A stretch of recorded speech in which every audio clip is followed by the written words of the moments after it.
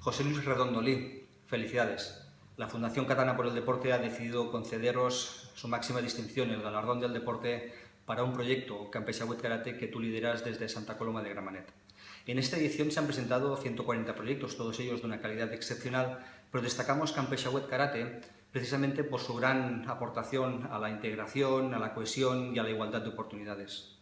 Tiene música, tiene relato, tiene historia detrás. Los trabajadores de una biblioteca pública detectasteis que algunos jóvenes en riesgo de exclusión social podían dar lugar a situaciones conflictivas por su actitud, y teníais en vuestra mano la decisión de aplicar la norma por la norma, incluso alguna actuación policial para corregir estas actitudes. En cambio, decidisteis implicaros en un proyecto educativo, formativo, en el que a través de la actividad física y deportiva inculcaseis valores a estos jóvenes de la ciudad.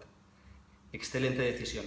Estoy convencido que en ese momento esa decisión ha cambiado vidas, ha cambiado la vida de sus jóvenes. Estoy convencido que esos valores de sacrificio, esfuerzo, disciplina, rutina, a plantearse objetivos a medio y largo plazo, ha cambiado la vida de estas personas que participan de vuestro proyecto. Muchas felicidades, pero sobre todo, como ciudadano, muchísimas gracias.